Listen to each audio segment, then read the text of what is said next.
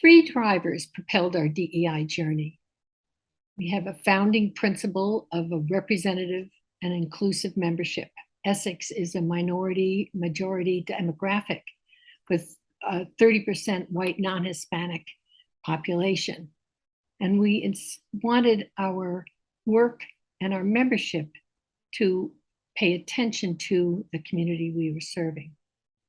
Secondly was the Philanos 2020 Power Up Conference, which challenged us to reassess the assumptions of the Essex model and to consider partnership and trust-based models and the necessity of getting more voices in the room.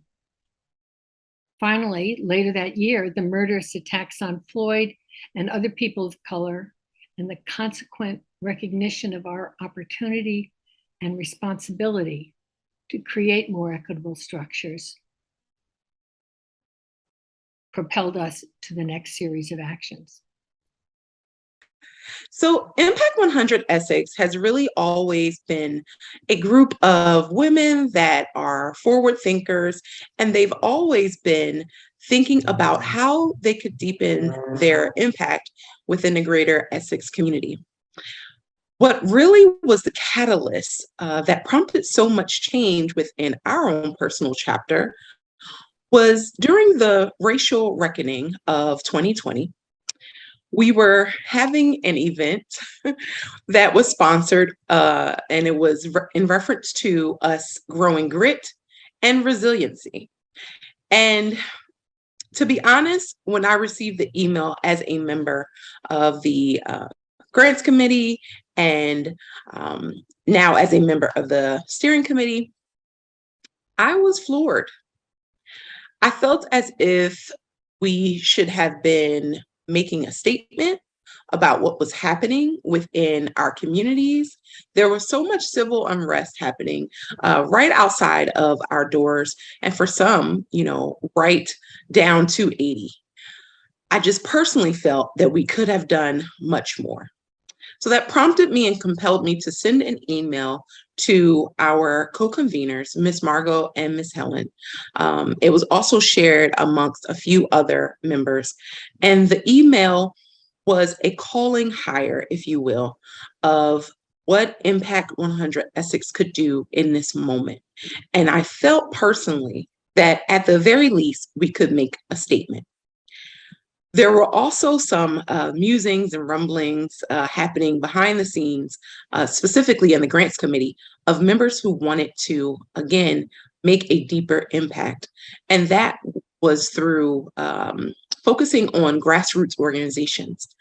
So honestly, between the racial reckoning and all of the work that was already happening in the background in terms of the grants committee, we all made a decision that we were going to focus our efforts and to really be intentional about how we could make an impact just in our own personal sphere of influence.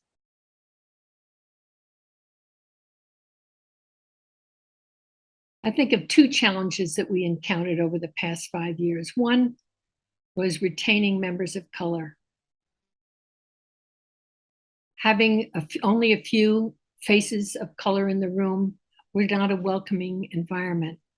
And we began to address it by naming it, by seeking out people individually, saying we needed their voice and not a token number. We made specific asks.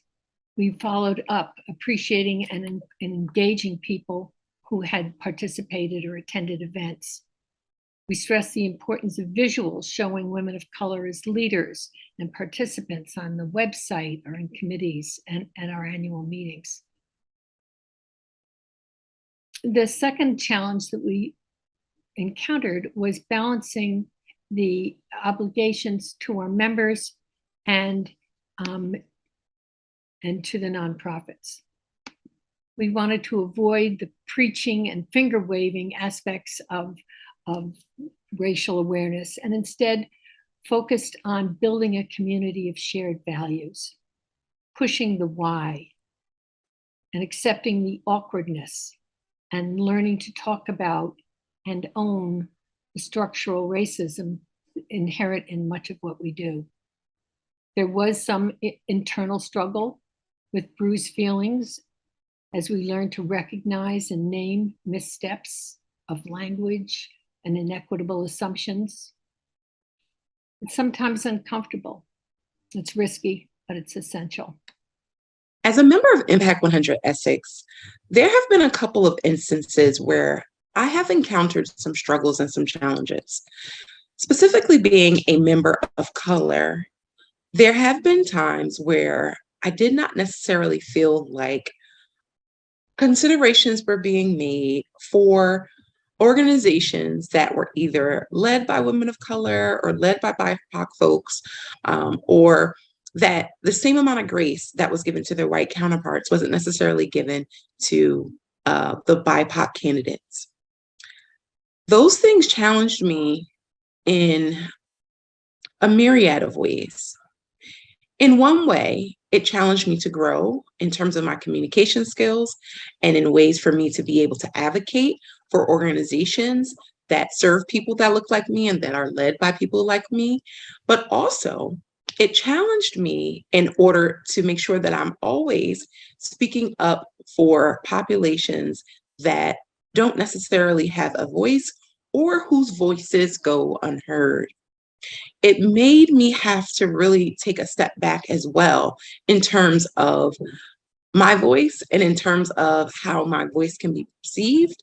And it made me be very reflective in terms of how to influence decisions and how to make the most impact within our chapter. And sometimes that meant that I had to compromise. And that too was a struggle, if you will, but it definitely was a learning point for me. And it taught me that there are some things that are more important than being right in the moment. You have to play the long game. And really, that's what our journey is about. Some things that we may feel as if are super important in the moment, they might not be able to be achieved right now. However, with small incremental steps, we're able to push the needle a lot further. And I think that has been one of my most challenging ideals to understand and to unpack, but it definitely has pushed me outside of my normal comfort zone.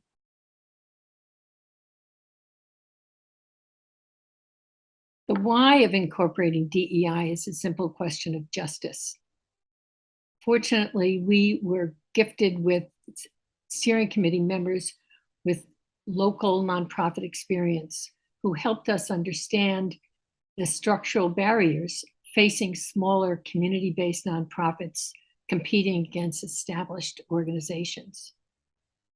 The how was by considering our obligations to both steward our members' contributions and to ensure access to smaller nonprofits with limited time and grant writing expertise. By simplifying the application and reporting requirements and revising them every year. And finally, with training. Grant review training and membership events explored how structural inequities, limited access, and implicit bias skewed traditional grant making. And the inspirational speakers led us to want to do better.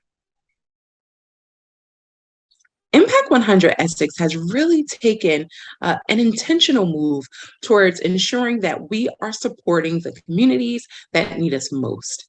And in that vein, what we have done for the past grant cycle is integrated 3 equity grants totaling $45,000. That's 3 $15,000 grants that are given to BIPOC-led organizations, specifically women-led organizations that are doing great work in the greater Essex County area. Another way that we have been able to integrate DEI efforts has been to skew our grant making process in a way to where we are leveling the playing field. So for our impact grants, we have asked a series of questions in terms of how their leadership reflects the communities in which they serve, as well as what efforts have they done to get community input. And I really feel like those earmarkers, or those benchmarks, if you will, on our application and on our LOI process have really helped us to be able to narrow in on organizations that are doing really great work, but that are also being intentional about the impact that they're making within the community.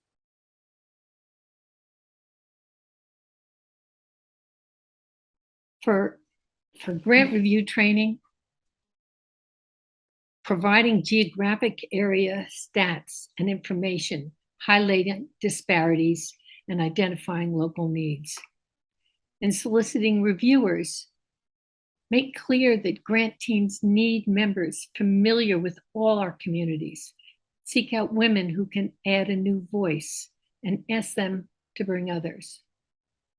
In the application process, include factors such as how a grantee can include the voices of the community they serve, simplify the application, reduce reporting requirements, and emphasize the partnership rather than a grantor-grantee relationship. For impacts worldwide, I really would like for you all to consider ways in which you can remove the red tape, remove the bureaucracy, and to really think outside of the box. How can you personally move the needle in order to affect change? And then how can you all collectively take those little incremental steps to make a big impact within your very own? I think about just the ways in which we have been able to change organizations' complete trajectories with the past gift making cycle. There were organizations that never thought they would, receive a grant from us, and then ended up winning the $100,000 impact grant. We've seen just how other organizations have been able to leverage even the smallest gift that we've given them in order to bring in additional dollars. I often feel that within our own organization can be our biggest barriers. And unfortunately, it's up to us to do the internal work to ensure that we are not holding ourselves back. I ask you, when you are challenging a candidate or potential grantee, ask yourself, what is my intention? This question. Am I holding in some type of preconceived bias? Because we all have them, even I do. And if you think about that, you might find that there's just a little something inside of you that is keeping you from making the best decision possible. So I implore you, do the hard work, even though it's scary. And even if your voice shakes, speak up. It will make a world of difference.